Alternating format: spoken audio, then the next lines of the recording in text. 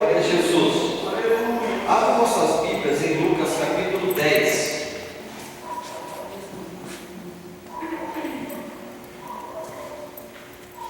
Abra vossas Bíblias em Lucas capítulo de número 10.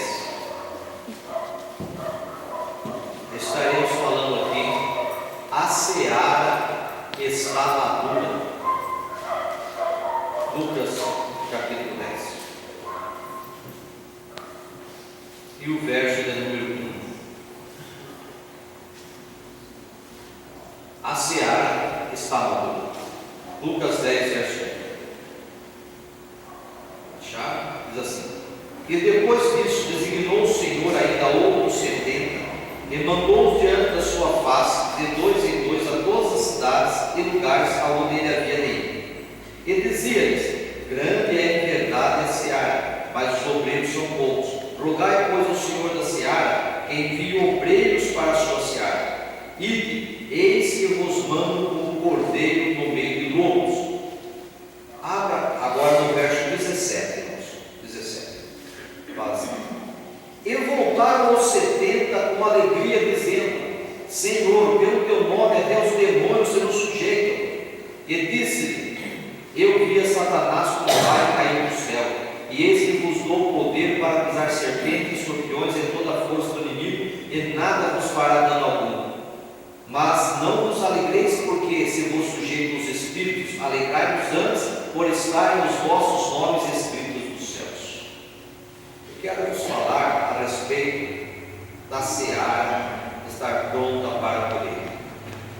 Aqui a palavra de Deus ela diz assim para nós, fala assim: E depois disso designou o Senhor ainda outros 70, e mandou-os diante da tua face, de dois em dois, a todas as cidades e lugares aonde ele havia de ir.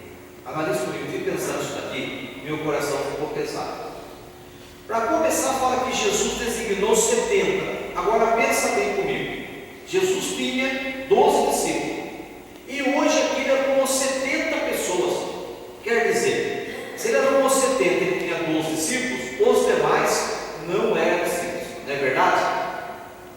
Então eu vi uma multidão seguir Jesus. Eu vejo a história assim, aquela multidão de pessoas seguindo Jesus, e daí Jesus olha assim e fala: venha você, venha você, venha você, você. Se fosse para ler um pouquinho antes, um pouco antes do que eu li aqui, você vai ver que chegou e falou assim: Senhor, deixa eu te seguir. Ele falou assim: olha, as raposas têm ninho, mas o filhote tem que pousar a cabeça. O outro fala assim: Senhor, eu quero seguir, mas quero primeiro enterrar meu pai. Deixa que os mortos deram os mortos, você vem e vai anunciar o reino de Deus. O outro falou assim: Senhor, deixa eu seguir primeiro dos meus amigos, depois eu te sigo. E ele falou: não, deixa os amigos para lá, você vem anunciar o reino de Deus. Um pouquinho atrás vocês vão perceber isso aqui. E depois disso ele separou, quer dizer, se você prestar atenção e eliminar o capítulo 12, você faz uma sequência e vê que ele estava, naquele momento, escolhendo entre aquela multidão 70 homens. E ele pegou esses 70 homens e falou assim: agora vocês vão ser enviados de dois em dois às cidades, está bem claro aqui, às cidades que Jesus havia de ir. Moral da história: aonde aqueles homens entraram, eram cidades que Jesus não tinha entrado ainda. Ele haveria de entrar lá. Se era 70, se foi de dois em dois, então eles visitaram quantas? 35 cidades. Então Jesus estava numa posição, ele tinha que evangelizar 35 cidades, mas antes de Jesus ir, ele mandou os discípulos na frente de dois em dois.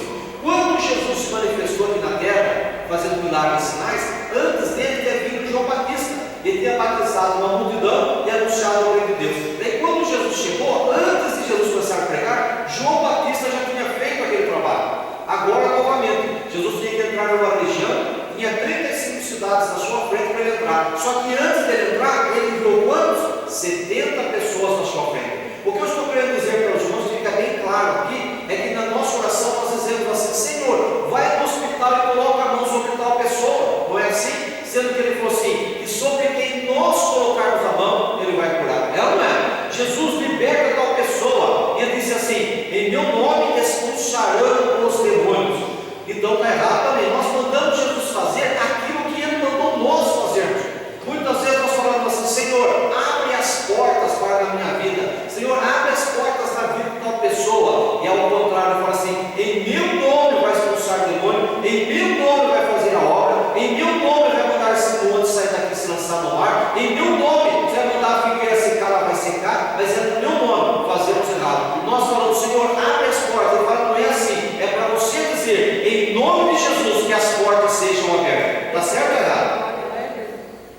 disse bem. Quando chegou um homem para mim um dia falando, estávamos conversando sobre as coisas de Deus, e ele me disse assim, de fato, eu contei um testemunho da igreja, e ele disse assim, de fato, a fé remove montanhas. Eu falei assim, pelo pior que não demora. Ele falou, não, mas não está na Bíblia? Eu falei, não está na Bíblia. Não, eu ouço todo mundo falar que está, o senhor vai falar mesmo, não está na Bíblia. A fé não remove nada. O que remove, o que é? Se creres em Deus e descer esse monte, sai daqui e lança para lá, vai ser lançado, né? Então não é a fé que remove, mas é o falar em nome de Jesus que vai fazer a montanha se remover. Ele ficou assim parado olhando para mim. É exatamente isso que acontece, gente. Infelizmente eu falo, é isso que está escrito aqui, e eu não achei, eu procurei na palavra de Deus uma maneira de ser diferente e não encontrei. Quer dizer que antes de Jesus chegar diante do enfermo e curar o enfermo, ele disse que nós temos que ir lá e colocar a mão. Antes de ele libertar uma pessoa de uma opressão maligna, ele disse que nós temos que ir lá e expulsar. Por isso que João Pedro disse assim, que até os anjos atentaram pregar o Evangelho, mas essa honra foi deixada para o homem, foi deixada para nós. Antes de Jesus salvar uma alma, ele precisa que um de nós vá lá e pregue o Evangelho para outra pessoa. É ou não é? Infelizmente é. Infelizmente é. Naquelas 35 cidades que Jesus falou, enviou os homens à frente, de 2 em 2, as cidades que ele haveria de ir, depois que ele foi atrás falando. E eu fiquei analisando esses 70 homens. Eu estive analisando em casa dando uma lida e percebendo, né? Eu sei que se Jesus chegasse hoje aqui e escolhesse nós, entrasse pela porta e falasse, viu, eu teria que entrar aí em 15 cidades e eu vou mandar vocês irem na minha frente. Daí ele ia começar a escolher. Daí eu escolhi que olhasse para o Noé, e falasse assim, Noé, vai pegar o senhor Cairena, e o senhor vai para tal cidade na minha frente, vai no chão do evangelho, curando enfermos, expulsando o demônio, fazendo a obra das coisas acontecerem, e depois eu vou lá. O Pedro ia falar assim, agora eu estou concentrado, eu já estou velho, não é? Eu estou cansado, depois quanto que eu vou gastar de gasolina, eu não sei falar direito, minha mulher é capaz de querer me acompanhar ele vai falar, eu não vou não, porque ele não sabe nem falar, e ele vai quebrar a cara lá, ele não vai dar certo, ele está fazendo, não vai funcionar, né?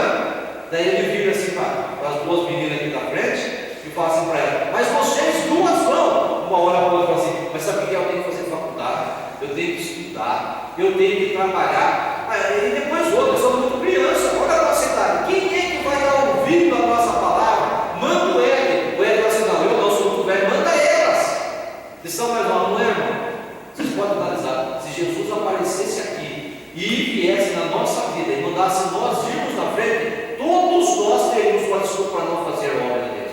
Mas eu não tenho graça, eu não tenho capacidade, eu não sei falar nada. Mas Jesus ensinou, é só você chegar, expulsar os demônios, curar os enfermos e falar assim para eles, o reino de Deus nos é chegado. Como assim? O reino de Deus chegou, você não precisa sofrer mais. Expulsa a doença em nome de Jesus, expulsa os demônios e serve a Deus em espírito e verdade. É só falar isso, isso é o Evangelho, vai pregar esse negócio aí. E todos nós aqui, eu creio que arrumaria uma desculpa. Um porque é velho, porque é novo, outro porque tem muito negócio, outro porque não tem negócio nenhum, o outro porque é mulher, outro porque a mulher tem o marido, outro porque é solteiro, e essa seria uma empresa danada. Aqueles 70 homens, eu pergunto, será que aqueles 70 homens, todos eles eram solteiros? Será que Jesus já escolheu 70 homens que não tinham esposa, que não tinha marido? Escolheu, será que daqueles 70 homens, eu pergunto, não tem nenhum deles que tem enfermidade? Será que eram 70 homens vagabundos, desocupados, que não tinha negócio, não tinha comércio, não tinha nada para fazer? Ou será que eram 70 homens ricos, né? Como eu posso chegar aqui e falar assim, vou pegar o Mosmar, você vai sair lá na minha frente, pregar o Evangelho e falar, pastor, espera um pouquinho, que eu vou fazer aí 10 casas de aluguel, e quando tiver os 10 aluguel, não depender de ninguém, daí eu vou. Será que todos eles já tinham 10 casas de aluguel para ter com que se manter naquela missão? E eu fiquei analisando isso. Será que aqueles 70 homens que Jesus escolheu, eles eram melhores do que nós? Ou será que eles nós pensam nas dificuldades que nós? Ah, mas aí o irmão pode olhar para mim e dizer assim, mas pastor, mas Jesus mandou pessoalmente. Então quer dizer que quando eles foram, né, eles foram capacitados, eles foram com uma autoridade de fazer, pisando e sapateando por cima de tudo. Eu acho que não, porque está escrito assim, ó. Ele disse, grande na verdade é a seara, mas os obreiros são poucos. São poucos? Ele tinha 70, ele conseguiu arrumar 70. Será que hoje ele arrumaria 70? Será que na cidade de São Pedro arrumaria 70 hoje? Eu pergunto. desculpa. Um chegou e falou: Senhor, eu vou te seguir. Ó, eu tenho lugar para servir. E o outro: Senhor, eu vou te seguir, mas espera para ele enterrar meu pai. O outro: primeiro, eu vou despedir dos meus amigos. Cada um tem uma desculpa, você pode observar. É a mesma, não, você vê, no princípio. É uma opção, vem e faça obra. Mas toque aqui, né? Grande em verdade é a seara, mas os obreiros são poucos. Rogai, pois, ao Senhor da seara que envie obreiros para a sua seara. Obreiros. Então o que acontece? Na casa do Senhor, Jesus nos chamou para sermos obreiros? Ou Ele nos chamou para sentados, salvos e satisfeitos? Em que situação Ele nos chamou? Fala: pastor, mas eu não recebi essa chamada. Eu não recebi, Senhor, eu não tenho autoridade para fazer isso. Agora aqueles homens estão não, eu estou valente, estou grandão. Eu acho que não. Que fala assim no verso 3: Ide, eis que vos mando como cordeiros no meio do lobo. Jesus olhou para eles. Se eles tinham que evangelizar no meio do lobo, eles eram como ovelhas. Eram pessoas que não tinham. Por não da escola, se eles eram ovelhas no meio do lobo, tínhamos que entender que as pessoas que eles iam evangelizar, as cidades que eles iam entrar, eram pessoas maiores, mais fortes fisicamente, mais fortes intelectualmente, mais fortes financeiramente, porque eles eram como ovelhas no meio do lobo. Eles eram menores, menos capacitados do que aqueles homens quando eles iam. O Senhor Jesus falava isso: eis que vos envio como ovelha no meio do lobo. E quando nós falamos assim: eu não estou preparado, eu não tenho capacidade, não é minha hora, é por causa disso que nós ainda somos ovelhas diminuídos e não temos condições de subjugar o lobo. Eu queria ser um leão. Se eu fosse um leão, eu ia, mas como ovelha eu não posso ir. Mas é a mesma situação desses homens. Agora Jesus falou: a seara é grande. Eu olho para essa cidade aqui, sem brincadeira, eu olho, tem muita gente nessa cidade, mas eu saio à noite em algum lugar assim, essa cidade cresceu muito, tem muita gente nessa cidade, e os crentes então, não é como ovelha. Esses aqui de Jesus aqui, eles eram como ovelhas, né? E ovelha daqui era um bicho meio grandão assim, né? Os crentes de hoje estão parecendo rato. Você olha assim e sai da casa, vai trabalhar, vai para a escola, vai para cá, vai para a igreja, fica assim, ó, escondidinho, sem autoridade nenhuma, sem pressão nenhuma, cada um seus afazeres assim, parece mais ovelha, é um pouco bigode, está parecendo rato, sem autoridade nenhuma, sem compromisso nenhuma com as coisas de Deus, sem disposição nenhuma. E Jesus falou assim: olhe ao dono da seara para ele abrir, ora para ele abrir. Olha, tem tanta decepção com o obreiro também. Quando o camarada começa a crescer, ele vai ficar preparado, fala: agora vai, agora ficou grande, agora vai, daí ele vem e pisa no pé da gente. É onde ele vem, cutuca a gente, não é? Mas por que é assim, pastor? Porque é exatamente assim. Não tem que ser obreiro leão, não tem que ser obreiro. Porque se ele for leão, ele vai dar o seu pé, ele vai ter que cutucar, ele vai te espinhar. Ele já cresceu, ele acha que tem alguma coisa, e se ele achar que tem alguma coisa, ele não vai morder o dono, vai morder a gente. Tem que ser ovelha mesmo, mas não autoridade do Senhor. Deixa eu assim: para pastor, pode falar para mim, mas aqueles homens lá receberam a autoridade de Jesus para expulsar demônio e curar enfermo. Eu não tenho isso. Você pensou ou não pensou? Você lembra? Aqueles homens não receberam essa autoridade. Eu não recebi, como é que eu vou chegar lá e botar a mão lá e não vou fazer esse negócio não. Agora, se Jesus mandasse ele, né? Se Jesus falasse para mim ir, e eu tivesse certeza que eu ia botar a mão lá e a coisa ia acontecer, daí eu ia. Mas ele não precisa de fé, ele não precisa de obediência. Daí qualquer um vai, até alguém que vai, né? Tem um monte de gente que você vai apresentar o poder para ele curar enfermo e expulsar demônio, aí ele converte a hora, mas só vai, porque ele não precisa de fé.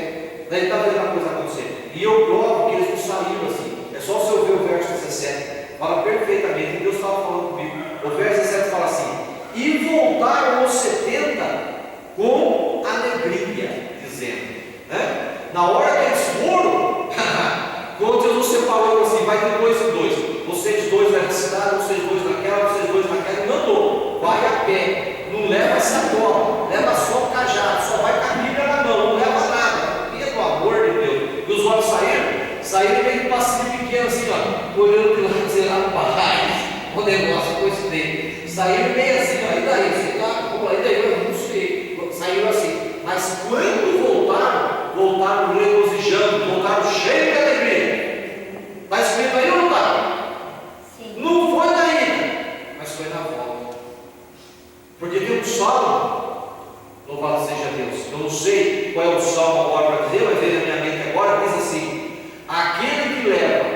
preciosa semente, andando e chorando, voltará sem dúvida, trazendo seus feixes, trazendo seus frutos. Fala ou não fala? Eu já fiz muita coisa errada na minha vida, mas eu digo uma coisa: não teve uma vez que eu saí pregar o Evangelho que eu não voltei regozijando para minha casa, trazendo o fruto daquela coisa. Não teve uma vez que eu voltei para casa derrotado. Sim, já perdi algumas batalhas, mas a guerra sempre foi feita. Eu não tenho um testemunho para contar. Eu fui para um lugar e eu voltei lá derrotado. Teve uma vez, sim, estava fazendo culto numa cidade e eu armei uma caminhonete que eu tinha, eu estou pregando e saiu um homem de uma casa de shorts, o senhor veio me dar, mais bravo. E esse homem chegava assim e começou a xingar a gente, de mandar desligar aquele som, ele fez um escândalo. E começou a juntar gente para ver o escândalo. E eu fiquei firme, né? Eu fiquei firme. E continuei pregando, né? E quando acabou o culto assim, o barulho fala assim para os irmãos: está vendo? O diabo usou o homem para atrapalhar o culto, mas Deus usou o homem para juntar a multidão. Juntou uma turma da bolsa. Eu pude pregar para todo mundo, está vendo? Vocês usou o homem para juntar a multidão. E eu falei: todo mundo foi verdade, pastor. Eu já, pela graça de Deus, eu fiz a maldição vir a bênção. Mas dentro de mim, meu Deus do céu, dentro de mim eu fiquei com o coração apertado. Nossa, escandalizei o Evangelho, dei escândalo, dei problema. Cheguei em casa, catei tudo aquele soco, aquelas coisas, soquei no quartinho lá, e fiquei um tempo sem pregar. Abalou bem eu o negócio, porque ficou feio o negócio da polícia. Eu fiquei meio abalado, e eu fiquei um tempo em casa. Mas depois passou uns 2, 3 meses, eu olhei aqueles aparelhos, tudo assim, naquele quartinho. Claro, acho que eu vou voltar para casa de novo, né? Mas não veio assim nada, deu um chão, não deu arrepio, não deu nada, não. Mas nada tem que fazer. Acho que eu vou voltar a pregar de novo, né? Aquela unção, vamos lá pregar. Eu voltei a pregar. Depois passou alguns anos, eu voltei naquela cidade pregar de novo. Não nunca vi, não tem na igreja. Quando eu estava na igreja pregando, acabou o culto, vi as irmãs em idade, falou: pastor, o senhor lembra daquele culto, o senhor estava pregando, e veio aquele homem assim, começou a xingar, o senhor lembra daquele culto? Eu falei: eu nunca vou esquecer daquilo, né? Eu nunca vou esquecer daquilo. Falou: então, aquele homem lá, um câncer atingiu a vida dele. Daí ele procurou todo mundo, era centro espírita, fazendo uma curva, ele não deu jeito. Depois ele começou a procurar a oração dos crentes, também não deu jeito. Daí por último, ele veio aqui, ele lembrou que era o culto da nossa igreja, ele veio aqui e pediu perdão. Nós orando, Deus curou ele com câncer, ele está batizado. Glória a Deus. Essa é uma das derrotas que eu tinha para contar, mas lá na frente eu vi que não volta sem poder. Então, na hora de Deus, vai capengando, vai ter com medo. E para entrar no hospital com a minha vida inteira, estou doido para levar uma marca no hospital. Como está difícil, às vezes vai estar pesado, né? Chega no hospital, aquele cheiro de remédio, e vai passando, olha no quarto, fala: será que eu entro? O que eu vou falar? Mas que tem dificuldade. Mas a hora que você entra e começa a falar de Jesus, que você vê Deus operando naquela vida, a pessoa pode ser ou não ser curada, mas nós voltamos para casa cheios de alegria porque fizemos alguma coisa com o Senhor. Não volta triste, não volta sem trazer os seus sonhos. Mas estamos preocupados com tantas coisas dessa terra, queremos servir a Deus, preocupados com o que Ele tem para nos oferecer, mas não estamos preocupados qual é o projeto de Deus para a nossa vida. No meio de 5.000 pessoas comendo peixe, comendo pão, não dava sossego. Aonde Jesus viu, não corria atrás. Teve uma vez que ele pegou um barquinho e atravessou do outro lado do mar. Era 12 quilômetros em linha reta para atravessar para o outro lado. Quando ele chegou para lá do barco, a turma foi a pé, contornou e chegou primeiro que ele lá. Estava do lado do outro, vocês estão fazendo aqui também. Não é mesmo aqui. Vocês não estão aqui por causa do reino de Deus. Vocês estão aqui por causa do pão e do peixe que eu multipliquei, não é? Falou ou não falou? Sim. Vai e trabalhe pelo pão que perece. Trabalhe pelo pão que perece. Vocês têm que vir por causa do reino de Deus, por causa das coisas espirituais. Ele passou os mesmos prédios que nós passamos. A igreja enche porque encheu. Uma pessoa não está preocupada com o projeto de Deus na vida dele. Não está preocupada com a seara que está apodrecendo sem ter que colher. Ele está preocupado com o estômago dele, com o peixe e com o pão que Jesus está multiplicando na vida dele. Porque Jesus tem aberto as portas, tem abençoado, tem multiplicado e tem sustentado o teu povo. Louvado seja Deus por isso. Está preocupado com isso, com o pão e com o peixe. Até hoje, o povo de Deus está preocupado com o pão e o peixe que ele multiplica. Ele não está preocupado com o projeto de Deus para a vida dele. Vocês acham que uma multidão de 5.000 homens, fora mulher e criança, dobra, se 5.000 homens, 10.000 com mulher, bota mais 5, aí 15.000 pessoas, pelo menos 15.000 pessoas, comeu pão e peixe naquele dia, e na hora de procurar uma turma para poder ir na frente dele pregando o Evangelho, porque infelizmente, pelo que eu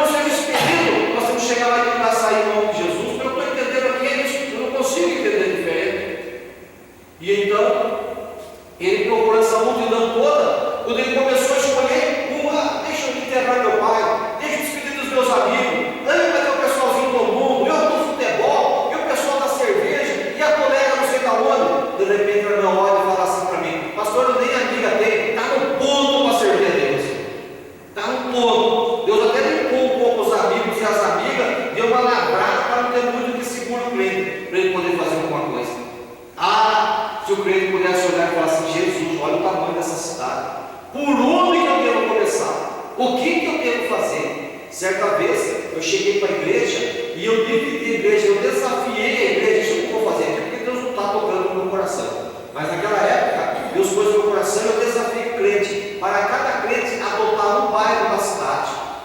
E os crentes encararam. E daí pegaram de dois no bairro lá e começaram a visitar todas as casas de crentes naquele bairro. E foram conversando, e aquele crente lá, tem uma pessoa enferma aqui. Ele ia para a pessoa enferma, orava para a pessoa enferma, expulsava o demônio, determinava a bênção naquela casa, e daí os crentes foram. E deu um grande resultado. Já pensou que nessa turma que nós estamos aqui, ó, daria para nós adotarmos pelo menos aqui, pelo menos 7 bairros da cidade. Pelo menos 7 bairros. Deixa que esse bairro cuide. Aí você fica andando pela rua, procurando saber quem mora em cada casa, entrega um panfletinho, entrega um folheto, vai conversando, vai vendo quem mora, conhecer o crente, para lá, pega um copo de água, conversa com aquele crente, conta um pouco de bênção.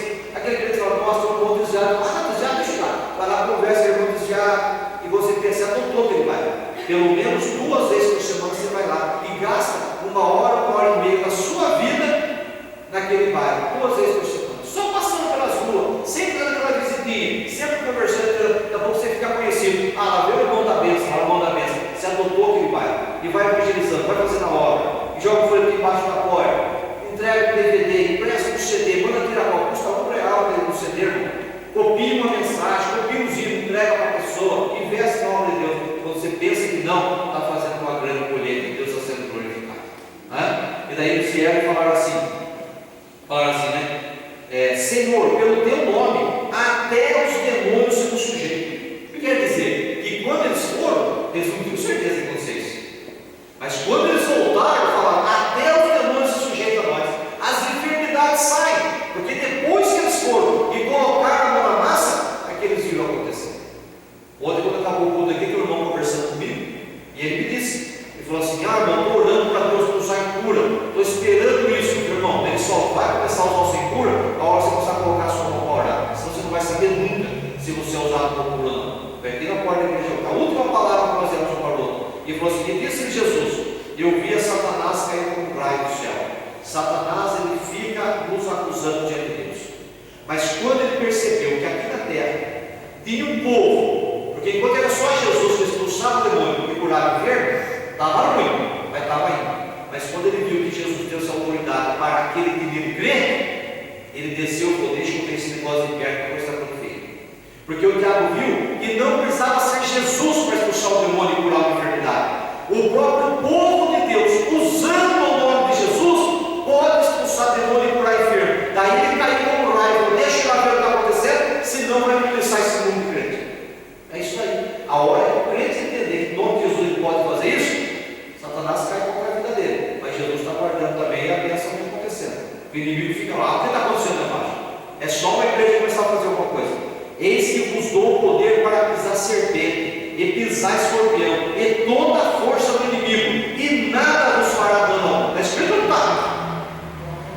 Sabe qual é o crente que é atacado pelo diabo? Aquele crente que fica na casa dele. Eu estou terminando a mensagem. Está frio, os irmãos querem ir embora, estou terminando. Mas tenho que falar isso. O crente que é atacado por enfermidade pelos demônios, dentro da casa dele, quando ele não faz nada lá fora. Entenda bem isso. Se o crente sai e está fazendo uma obra lá fora, o inimigo vai atacar ele lá fora. Daí quando ele recua para cá, o inimigo vem atacando. Daí ele entrou no quintal, o inimigo ataca ele no quintal. Ele entrou na sala, ataca na sala. Ele entrou no quarto, ataca no quarto. Ele entrou no banheiro, vai atacar no banheiro. Quanto mais a gente for recuando, mais o inimigo vem avançando. Mas aquele que está fazendo a obra de Deus, o inimigo não teria como atacar a casa dele, ele fica atacando lá na seara, lá na onde ele está trabalhando, é lá que é a bem, é no campo de batalha que começa a acontecer as coisas. Guarde bem o que eu estou falando para os irmãos, guarde bem isso aí. E ele fala aqui, olha, e o inimigo não nos fará dano algum, mas não vos alegreis, porque se vos sujeitam os espíritos, alegrai-vos antes, por estar os vossos nomes escritos no céu. Essa autoridade é fundada. O crente com seu nome escrito lá no céu. Eu estou dizendo, um dia eu fui doente, um dia eu fui endemoniado, um dia eu fui perseguido. Jesus libertou e me deu poder para expulsar o demônio, curar enfermo e partir para o ataque. Esse é o projeto de Deus na minha vida, e esse é o projeto de Deus na sua vida. Porque a seara está dando. Se essa mensagem Deus pudesse trazer um renovo e falar para nós, adotar um bairro, adotar uma rua, adotar uma rua, fazer uma amizade, entregar, às vezes não é você entregar, eu entreguei folheto na cidade inteira, às vezes é melhor entregar numa rua só, ela deu um folheto diferente, conhecer alguém, conversar com esse alguém, e deixar de usar, se eu estou saindo agora, ou seja no hospital, ou seja numa casa, fazer uma coisa agora, e nessa ida, Deus começa a operar. Esse negócio de carro, mas eu não tenho carro. Se eu tivesse um carro ou uma moto, eu ia. É aí que está o problema. O carro e a moto estragou a evangelização. O camarada monta na casa, já sai atrasado. Porque carro sempre se sai atrasado. E pá, chegou no lugar, desceu do carro, foi lá fazer a obra, montou no carro e veio. Está errado. Tem que ir a pé. De você sair da sua casa, tem que sair cedo. Até você chegar lá, você já fez a obra no meio do caminho. As pessoas estão te vendo caminhar, estão vendo. Não tem desculpa. Não é o contrário. Eu queria nessa igreja, eu não faço porque Deus não me mandou fazer. E eu vejo que os irmãos não têm fé também. Se eu falar, daí arrebenta mesmo. Mas eu queria pegar no verão agora, fazer um propósito de um mês. Se essa igreja estivesse bem adequada, que tivesse uma igreja cheia, que tivesse o ponto que eu queria que estivesse, eu ia fazer isso. Eu ia lançar o desafio e durante um mês, todo crente vinha para a igreja a pé, vinha a pé e voltar a pé. O Ed fala, ô corpo, como é que eu vou sair lá desse time de minha pé? Não, mas eu era aquele carro até a matriz, aquele carro está no centro, né? Depois desce, a pé, pode dar um pouquinho. Depois eu volto a pé, pego o carro, eu moro longe, agora está fazendo. Mas quem mora na casa vinha a pé. Daí sai cedo de casa, vem andando pela rua, capim embaixo do braço, traz um pacotinho de folheto, não é? Daí vem uma pessoa na rua, traga um panfletinho e conversa com o outro. Esse negócio de carro, irmão, acabou com o evangelismo. Os crentes nem latim isso. Você não vê mais crente andando para lá. Porque Deus abençoou o povo dele. O povo tem carro, o povo tem moto, tem como se mexer. E daí as coisas não estão mais acontecendo. Uma prosperidade que o crente não soube usar. Os irmãos fiquem em pé, porque eu quero fazer uma oração na igreja. Que fixe a palavra em nossos corações. Teve um pregador.